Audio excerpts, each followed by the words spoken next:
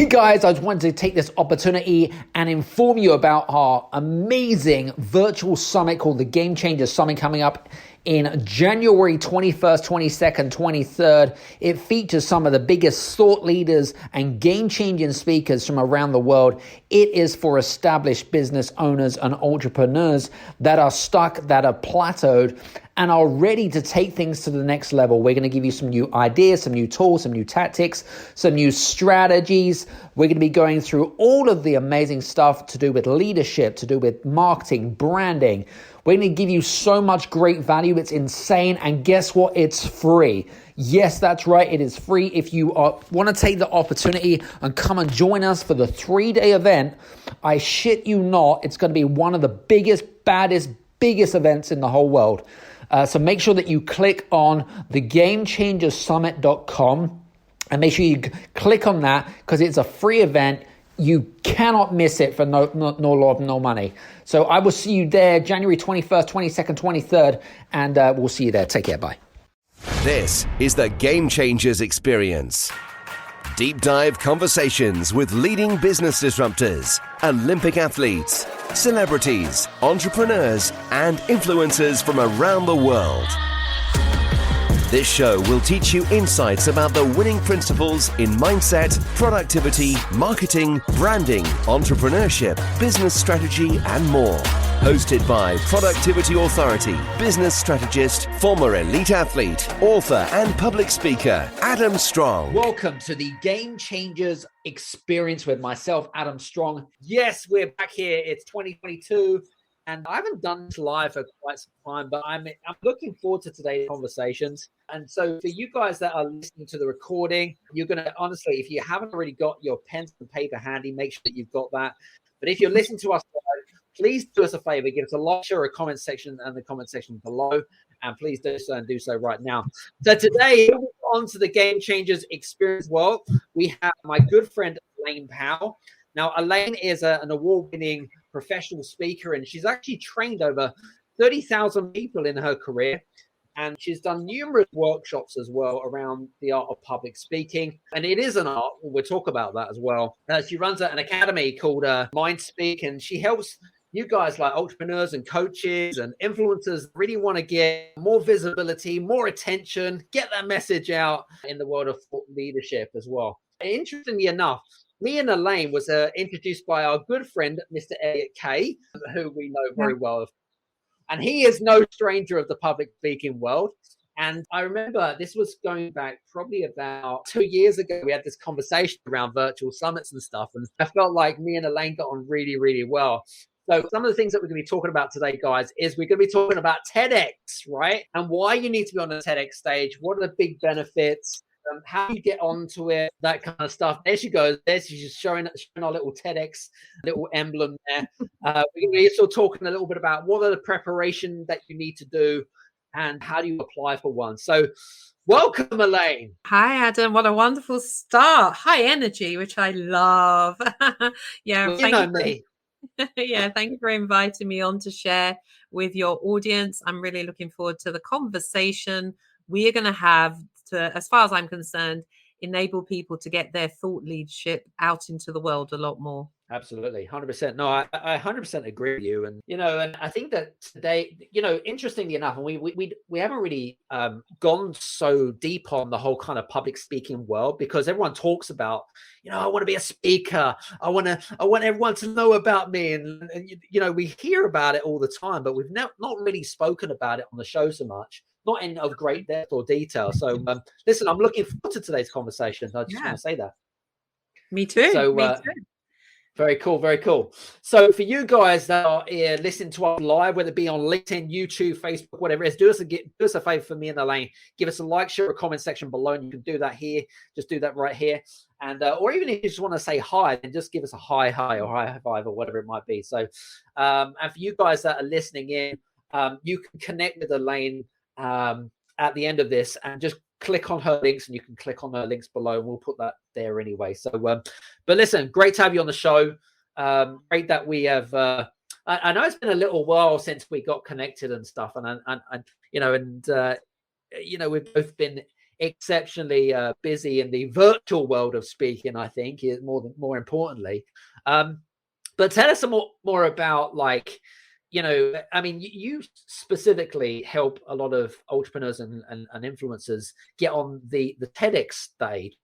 But I guess my first question really for you is, why is TEDx seen as kind of like the pivotal or the premiere of public speaking? Why is it such a big deal to a lot of people? I'd love to know what your thoughts are about that. Yeah, so yeah, great question. I love talking about all things TED and TEDx. I think one of the main things that you'll see, and I think I'm always educating people on the power of delivering a TEDx, that it is a intellectual piece of property. It's not just a talk. It's a talk that once you've delivered it to a really high standard, you can use to leverage, just like you can a book, or if you have sort of online programs. I think being more in this space, there's very few things we can do that once you do it, suddenly it really raises your visibility and your credibility and has you seen as a thought leader, because thought leadership is the ability to not only express ideas, and that's what TED Yes. is about, ideas, but it's also you have that influence. So you can have an idea and you can be on social media like everybody else doing all the same things. And then you wonder why you're not standing out, because you're doing what everybody else is doing. We've always said speaking, there's only a small percentage of people in your industry who are speaking. So one, you raise up your visibility because you are speaking. And then when you deliver a TEDx, because the application rate is high and the acceptance is low, it's actually hard to get into it. And your idea is the hardest thing for people to find. And when you find that idea, you can become a thought leader in that idea. But many times people aren't willing to put that time and effort to do something different to get a different result than not everybody else is getting. And I think that, and I don't know about you, but you'll probably know the answer to this pretty well, actually. And I think with a lot of people that want to get into the TEDx space, they treat it like even like a sales platform, and it's not like that at all. Is it? It is very much about invoking opinions and sharing ideas, like Simon Sinek, who did particularly well. His is probably one of the most famous TEDx talks. You've had the Tony Robbins of the world and stuff like that. What's your thought about that? About people's perceptions around the whole kind of TEDx thing. What's your things? Yeah, there's a lot of mystery. And I think the reason that comes about is that, you have TED, which is the HQ, it's the headquarters. And then you've got TEDx. And the X side of it was the people were attending the big conference in the US. It was very expensive to attend for a week. It was, more thought leaders, and people wanted that experience in their area locally. So that's how the TEDx came about. Now, because TEDx event organizers are independent, they're licensees. So you want to think of it like McDonald's is the HQ, but the franchises are independent, but they still have to follow the recipe. Because there's so many, I think there's something like 13,000 TEDx events worldwide. Wow. They all do things differently. And you've got all this different level of experience from, I gave the idea from Chick-fil-A or Chipotle all the way up to the Ivy. You've got some really prestigious, really well done productions. Their budget is like 100,000. They have sponsorship at that level. And so it's really, there's no one place you can go to just find out all the information you need about events, when they are, when are the applications opening, it's just not one place. Interesting. Love it. Very cool. Very cool. So let's talk a little bit about benefits, because I know that obviously TEDx is a brand where especially if you're in the coaching world and the consulting world, if you're in the leadership world, it's, most people know what TEDx is, but let's talk a little bit about the benefits of why it's important that if you were to have the opportunity to get onto that stage, that TEDx stage, what are the big benefits? I mean, you kind of touched it a little bit and stuff like that, but can you just go maybe a little bit more depth and detail around the whole kind of benefits of why people should contemplate and are looking at TEDx as a way to grow that IP and intellectual property? Yeah, great question. So I'll share three. Hopefully, it will be three. So the first one that really isn't spoken about that much is who you become as you go through the process. Is that's priceless. You get to build your confidence in terms of you get very clear on what your thought leadership is. What is that idea that I want to spread into the world? When you go through the process, you learn the art of speaking. You learn the science of putting together an impactful presentation that gets to move, touch, and inspire people in 18 words, 18 minutes or less. That is an art form, because a lot of people just waffle. You learn the art of delivery. All thought leaders, all those who are experts wanting to be a thought leader, part of the skill of a thought leader is speaking. And speaking is the fastest way to attract clients. It's the fastest way to increase your income, your visibility. So the first benefit is who you become when you go through the process. You become someone who knows how to command an audience from the stage with your ideas, and you have that ability to impact them so that they think a different way. They possibly go and do things. You have the ability to transform them. So that's the first benefit, who you actually become when you go through that. So I'll stop just in case you want to expand before I move on to point two. When you say who you become, you mean as in like, we talk a lot about the importance of understanding your purpose and understanding your why. Is that what you mean by who you want to become, right? It can be that. I'm talking about who you know yourself to be, because you can know your why, you can know your purpose.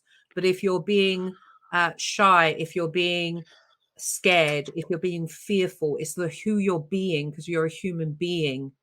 Mm-hmm. So if you're being that way, you're not going to take you're going to take actions in line with who you're being.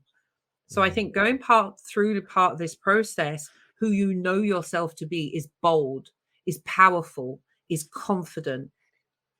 That's what I mean in who you know yourself to be, because you've gone through something that's not everybody else is going through. There's a when you go through a challenge, or you go through something that stretches you, who you are is not the person who you're going to be at the end.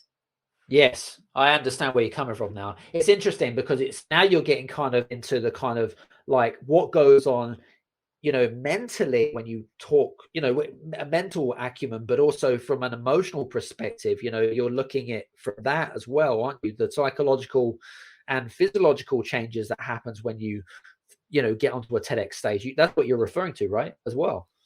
Yeah, because a thought leader is not somebody who is unsure of themselves, who's fearful, who's hesitant, who procrastinates. That's not the person you need to be in order to be a thought leader. So I think going through this process enables you to grow and pull back the get out of the things that are in the way of you truly stepping into your leadership. Love it. Very cool. Yes, I get it Point now. one. 100%. Yep, love it. Great, Very great. good. All right. And for me, the second benefit of delivering is obviously you are a thought leader. So your idea is out there, and you're kind of now raising up your visibility above everybody else in your industry. Because I think in terms of speaking, if you look at your industry, whether it's banking, whether it's branding and marketing, if you look at the number of that percentage that is actually on the stage speaking about it, the number goes down considerably. let's just say only 15% of people in your industry are actually seeing that the fastest way to attract clients, income is by speaking. And then when you think about of those 15%, how many of them have actually delivered a TEDx talk? It will go down considerably. And you want to do what other people aren't. Who said it? You do. Was it Albert Einstein? Do what others don't in order to Yes. have what others won't. Yep. And Love it. Very cool. Yeah. So that's the second one. And the third benefit is your thought leadership is out there. You're now, if you think of Simon Sinek, Brené Brown, Amy Cuddy, known for the power pose. Brené Brown is known for vulnerability. Now she's a thought leader in shame. You are that go-to person that when people think about that, they're like, okay, we need to go to Adam, Game Changers. Let's go to Adam. Thought leadership around TEDx. Let's go to Elaine. So people know what you stand for, and you then have that. So just think, when you're an expert, you have that 10,000 hours of expertise, but you don't have the followers to back up those ideas. When you're an influencer, you have the followers, but you actually don't have sometimes the authority or the expertise to back up that influence. So thought leadership is expert with the following, because now your people are listening to your ideas and they can listen. Because for me, when you've done a TEDx, people suddenly pay attention. It has social cachet, it has kudos. People go, oh, you're a TEDx speaker, and they want to pay attention. So that for me is the 3 benefits. It's interesting, and I'm glad that you brought those things up, because especially at the end, because that would have been my my next question, like establishing what defines an expert, what defines a thought leader, and what defines an influencer and authority. And you've kind of like put it all in one, which is great. And I think it's really important to really understand that, guy, because depending on obviously your industry and your niche and so many other different factors and whatever it is to decide on in your lane, where do you sit within that, right? Where do you sit within that lane? Where do you sit within your industry? Do you want to be an expert, or do you want to be a thought leader, or do you want to be an influencer, or do you want to be, you need to decide, right? You need to decide on what it is that. But I think what Elaine has established is that TEDx is very much around, if you want to be in the thought leadership space, sharing ideas and invoking people's opinions and getting people to think, because that's what TEDx is all around, right? And creating curiosity, because we haven't really talked about, but creating curiosity, which is what I found in watching a lot of speakers on TEDx, is the really good ones. They get at the end of the 20 minutes, which is normally the duration of a TEDx talk.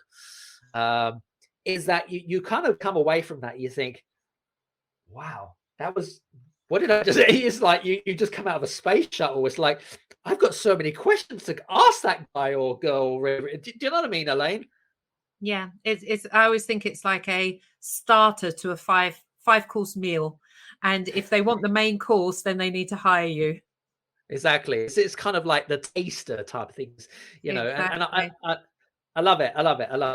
Before you move on, I think it's just a really important point for people listening that many times people will want to deliver a TEDx with an idea, because I've got a program and I'm on a lot of sales calls in promotion of the program, and many of them don't have the expertise. And when you apply to TED and TEDx, they really want to know that you are an expert.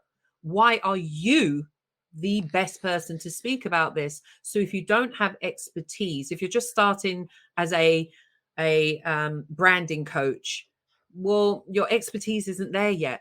So TEDx is for either an experience you've gone through and there's an idea out of it, or if you have an idea, a question the curators will ask you is, what's your credibility to speak on this?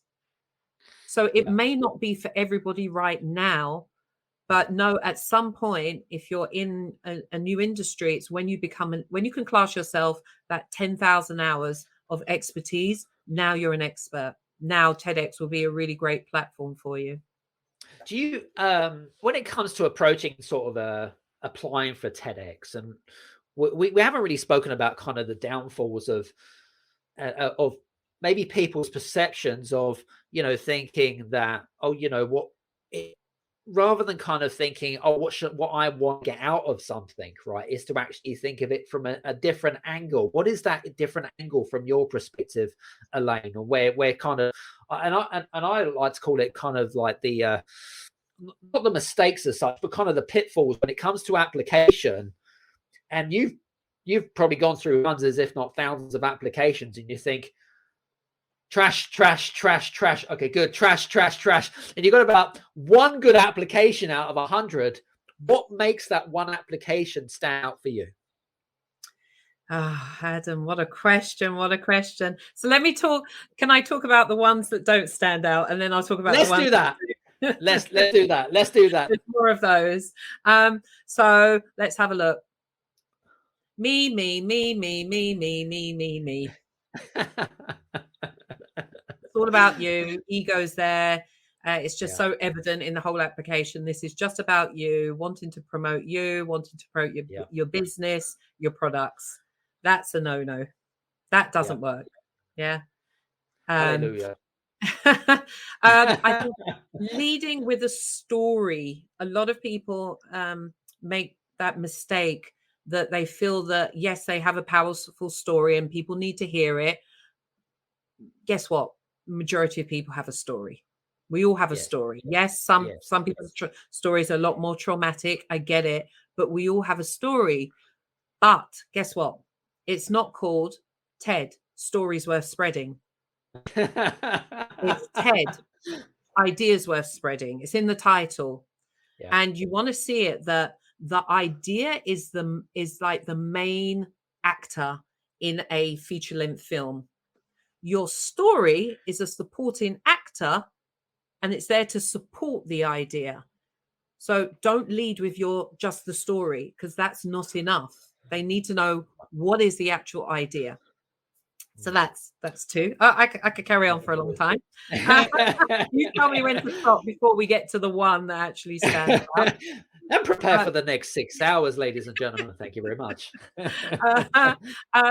3, we'll go for, what's your idea? I'm on Clubhouse a lot, and I'm in the rooms. I host a room every Friday, 2 p.m. in UK time. Plug in my Clubhouse room, talking about all things TED. And we say, so tell me succinctly in 15 words or less, what is your idea? And they're off. And then we're listening, and then we're going, and we're looking at the time. Tumbleweeds. Capsulator.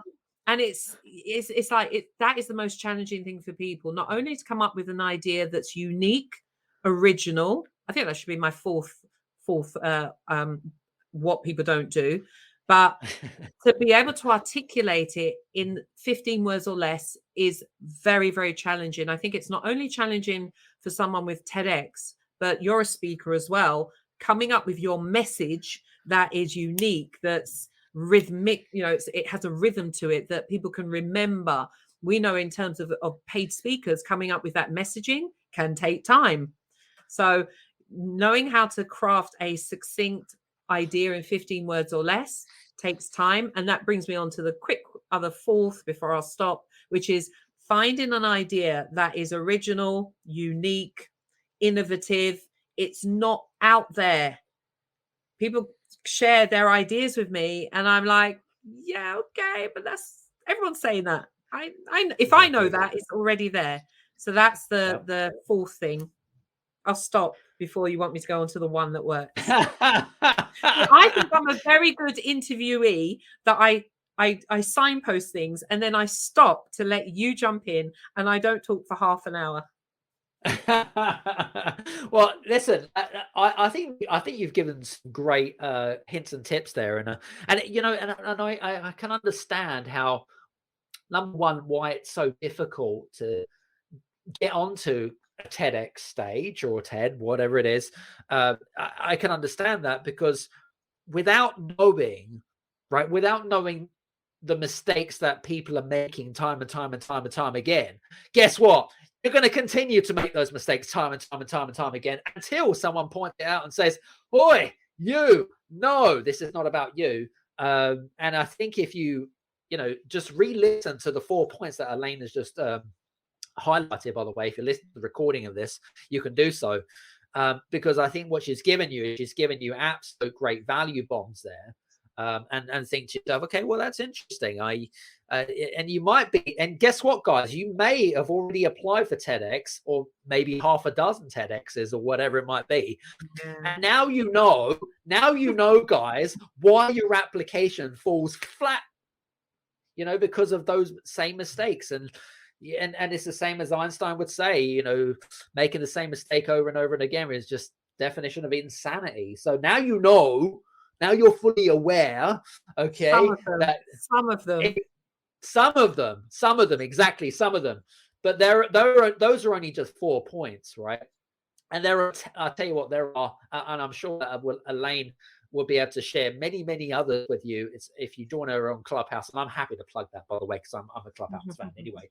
2 p.m. UK time on Clubhouse, and connect with her, Elaine Powell, on Clubhouse, and talk all things about TEDx. Anyway, going back to the original question of what makes that one application out of 100 so wow, it's kind of like, what kind of draws you in and things, this to me is like, this is the wow factor. What is it that you're looking for, number one? But number two, what makes that application so different from all the others? Yeah. I don't think there's just one thing, because when I ran my TEDx event for 3 years, we received lots of applications. And I think people need to understand that if the event is fairly small, they may get a couple of hundred. They may only get 50 applications, depends on their size. The big events like TEDx London, TEDx Seattle, the big cities can receive between 1,000 to 2,000 applications. So if you waffle, it's just like a job. It's like, they've got to go through a lot. So the ones that stand out, they're kind of a bit like me. I'm laconic, short, sharp, to the point. I don't waffle. They don't waffle. Their idea it's more of with the idea. I think that's the hook.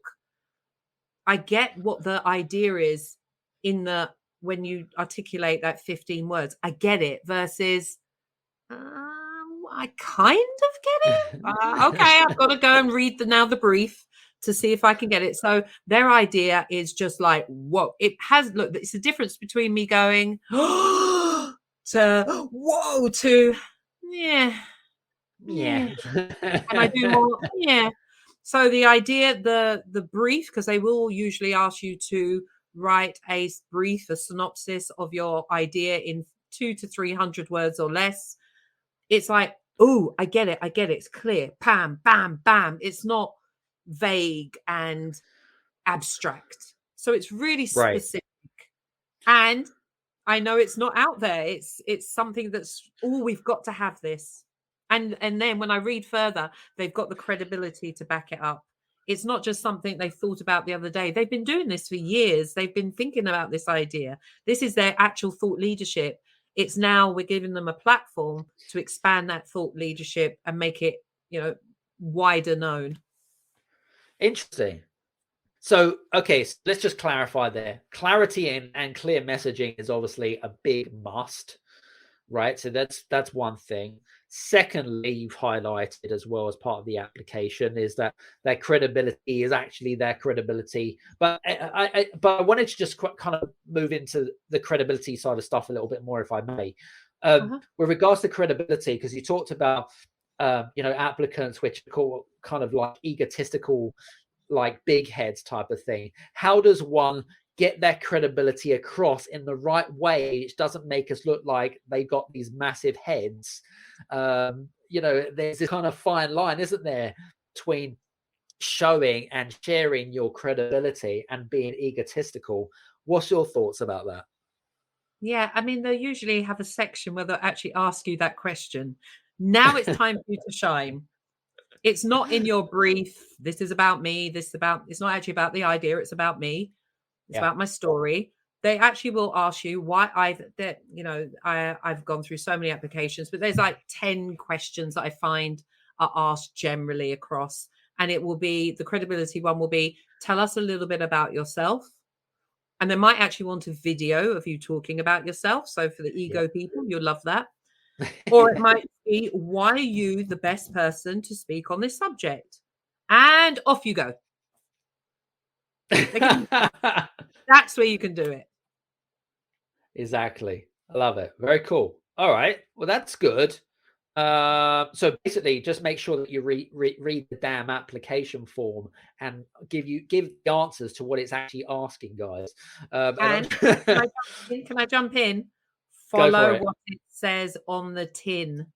If it asks for 200 words, do not give me 205. Do not give me 300. If it says a 2-minute video, don't give me a 2-minute and 20-second video. I ask for you 2, because it's not just that. It's showing that you don't follow instructions. You do what you want versus what we're needing you to be coachable. Yep. So true. Very, very true.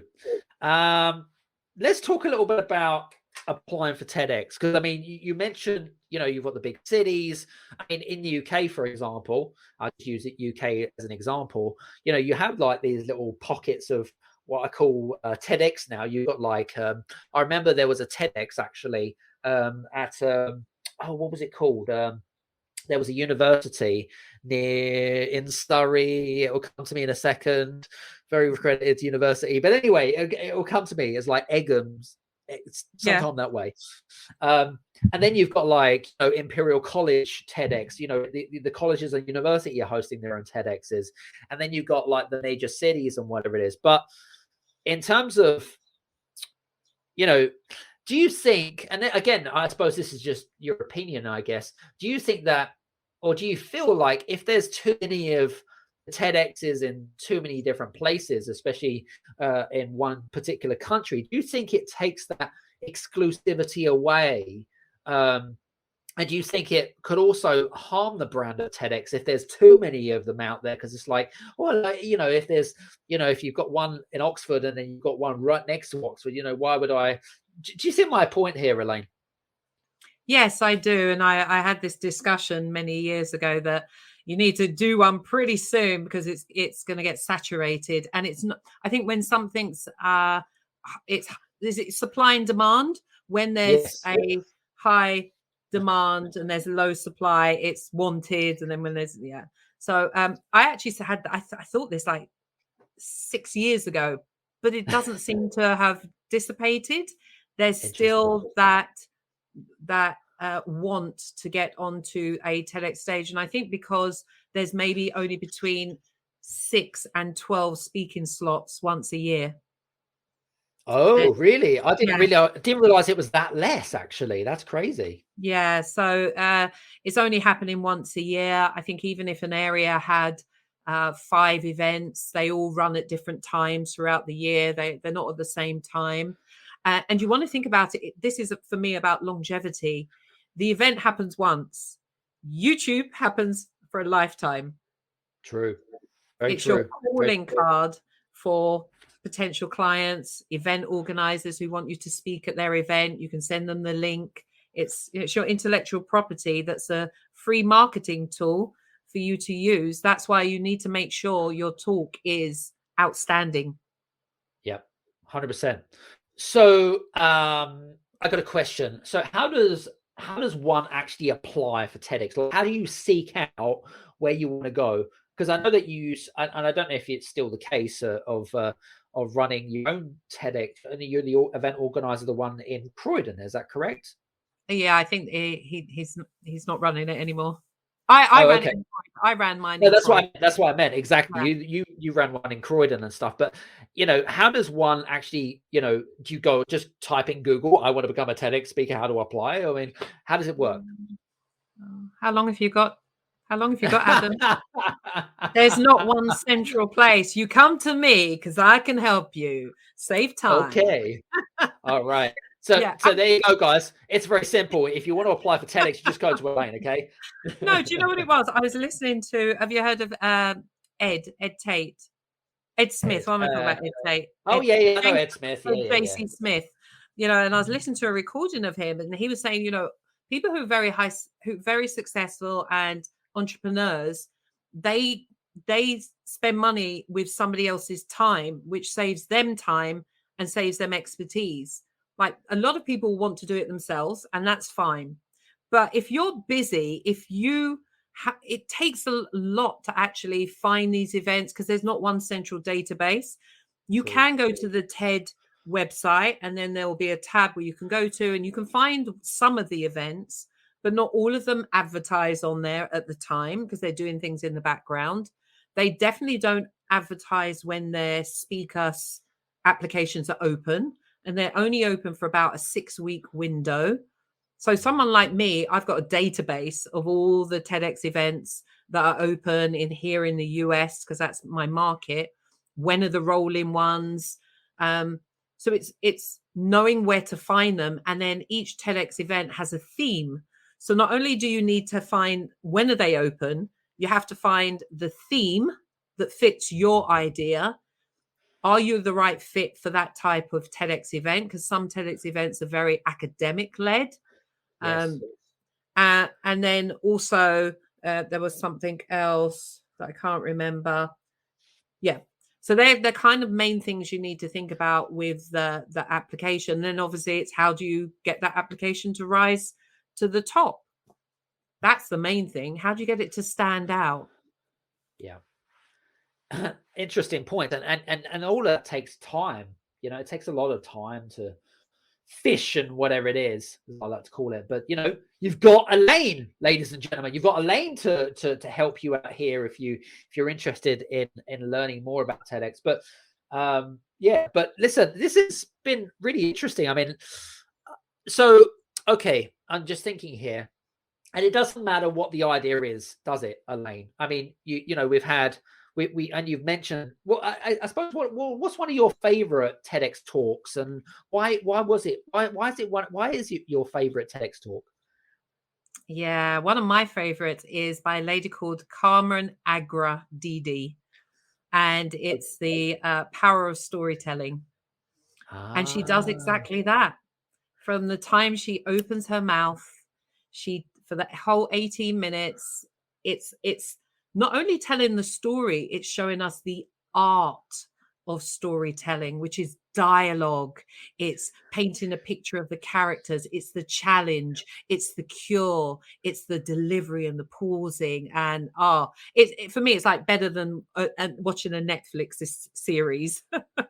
So, and obviously there's a powerful message at the end for us to take away, but it's a journey that she takes us on, and we can relate. And that's what storytelling is about, that you can see yourself inside that story. You can feel the emotions. It has you think a certain way. So yeah, that's one of my favorite talks, because I love that art of storytelling. Very cool. Interesting enough, and I suppose it's not really TEDx related, but it's kind of more public speaking related. And you know, I mean, most events right now are kind of more virtual, aren't they? Digital and stuff like that. But how does, in terms of delivery of whatever it is that you're delivering as a speaker, how do they differentiate between a digital delivery compared to a face-to-face in-person event? I just would love to know what your thoughts are about that.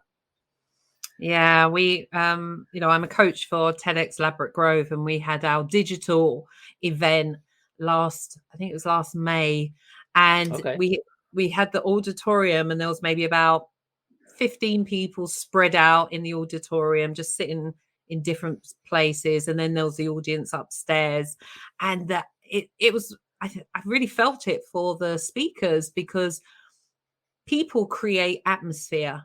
And atmosphere creates energy. And when you're a speaker, it's this energy that we're pushing out, we're pulling it back in, we're working with the energy. Even though the audience never speaks, they are speaking with energy, with laughter, with smiles, and that was void. So the speaker had to just create their own energy and not have the audience as something a soundboard to bounce back off of. And it was definitely, I think it was a lot more challenging to they obviously had to deliver it as if an audience was right in front of them and we weren't just all spread out. And then also create that, because when you deliver it, you want to create it in the moment as if the audience is there, but not concentrate on the online audience, because that's the energy that's going to have a performance be really amazing. So it's definitely a lot more challenging and sterile. Yeah, I mean, listen, it's interesting because I mean, in my experience in doing public speaking digitally compared to even like face to face, energy is so important. But I guess it also it's interesting because if I'm doing a public speaking session, digital or online, and it's always great to see like faces and things like that, and energy and excitement. It requires a depth. I don't know if it's a shift in mindset, if it's the fact that you don't want to feel like you're like a TV commercial, when you have a TV commercial that just doesn't stop talking, right? And then you just feel like you're going on and on and on and on, and then people are just kind of switched off, right? But then, I don't know, it just came to me, and I just thought to myself, I need to ask you that question around the whole kind of, especially with a lot of speakers who have like changed their business model now, with speakers that travel all over the world and things like that, and them doing more kind of digital stuff. It still is a big challenge for those guys because they still haven't mastered the art. Yeah. So I've presented a lot digitally over the past 2 years, since 2019. I really love it. I really enjoy it. I'm not, and they do say introverts get energy from themselves, extroverts, they get energy from other people. I guess even though I appear to people like I'm an extrovert, I in that way of looking at introvert and extrovert, but I'm an introvert. I don't need energy from other people. I push out my energy. And so I feel as a speaker, you're the one leading the room. So it's not up to you to pull the energy from the audience. You're there to push it out to them and to then work with the energy in the room. So when I'm online, I'm high energy. Especially online, you have to be a lot more high energy. I'm like, okay, camera's on. I need to see you. Hello, Adam. Oh, it's so lovely. So I kind of give them that kind of, thank you for putting your camera on so other people put their cameras on. I'm a lot more in the chat box. Just type yes, yes, yes, yes in the chat box. So yeah, do you agree? Do you not agree? Say yes, say no, say dream. So I think online you have to be a lot more interactive. You have to have a lot more energy. And even when I did a masterclass on Thursday around my Tedx, where it was slides and I couldn't see them because I just didn't want to see them. I was just having them. Which one are you? Are you 1? Are you 2? Are you 3? Type in the chat box. So I think you just have to get people to be interactive in poll breakout rooms, whatever it might be. Yeah, and I agree on that. Actually, that's a good point, because otherwise it's kind of like death by PowerPoint. And we've heard of this kind of Ackerman, last year, where everyone was kind of like, what did they call it? It was kind of a Zumbified or something like that. Like when they've had too much Zoom, and it's kind of like, do you see what I mean, right? So no, I totally get it, and I think that's a good point there. And it's some really good stuff there. Well, listen, what are you working on this year? Because I know that, I'd love to know what you're working on. And I know that when we first met, which we were talking about virtual conferences and summits and stuff, well, what are you working on this year? Yeah, I think just one word. 2 syllables. TEDx. TEDx. There we go. It, really. Running my TEDx program that we have. It's a year program. Used to be 12 weeks that would get people on stage and then off they'd go. But I was like, no, I want to support people through the whole process so that they can actually leverage it afterwards. Because a lot of people just do a TEDx and then that's it. They think that things come their way. No, now you have to go and leverage it. So we work with PR and everything. So yeah, I'm concentrating on just getting my TEDx program and getting people out there in their thought leadership. Fantastic. All right. Well, listen, I hope for you guys that are listening in, whether it be listening to us live on the recording or you listen to us here on the podcast, if you have any questions for Elaine, please do me a favor. Please click on any of her links below, drop her a quick message, and please do mention the podcast so she can put 2 and 2 together. I'm sure that she'll be more than happy to assist you with any of your questions that you have today. Elaine, it's been an honor. It's been great. I hope we've had a lot of fun and really enjoyed today. Definitely. Yes, you're a fabulous interviewer. Lovely high energy. Love your energy, Adam. Love what you're doing, making a difference, having people be game changers in the world. So definitely follow whatever Adam's doing. And thank you so much for having me. Awesome. Listen, guys, I hope you've enjoyed today's talk. And if you haven't already joined us, by the way, this coming Friday, January 21st to 23rd, we've got the Game Changer Summit. It's going to be absolutely epic. We have some of the world's top leaders and thought leaders and influencers from around the world. And honestly, we're just going to be announcing our big mystery speaker today as well. If you're listening to this, we'll be doing a big announcement on social media. And if you are unfortunate to listen to this after the summit, guess what? There are going to be lots of great events that's going to be coming up. You can follow me and Elaine on a Clubhouse, and come and join some of our conversations. We love to connect with people and engage with people, right? We love to find out, how is it that we can add value to you guys and serve you to its highest. So listen, from me and Elaine, hope you enjoyed today's, and we'll see you again on the next Game Changers experience. Take care. See you soon. Take care. Bye-bye. Thank you so much for listening into today's show. I hope that you have enjoyed today's show. Just a reminder, we love creating this amazing podcast show. It wouldn't be as successful if it wasn't for you guys. So we want to make sure that we would love it if you would be able to reciprocate and write an amazing, whether it be a 1-star or 5-star review. If you're listening to this on Apple, go to Apple on iTunes and go to the Game Changers Audio Experience, leave a 1 or a 5-star review, whichever you prefer. If you're listening to this on Android, whether it be on Amazon Music, Spotify, Google, Stitcher, and all the good Android platforms, go to podchaser.com. That's podchaser.com, and leave a 1 or a 5-star review on there. We'll be extremely grateful. Thanks very much for tuning in. We've got some great shows coming up. Cheers. Google, Stitcher, and all the good Android platforms, go to podchaser.com. That's podchaser.com, and leave a 1 or a 5-star review on there. We'll be extremely grateful. Thanks very much for tuning in. We've got some great shows coming up. Cheers.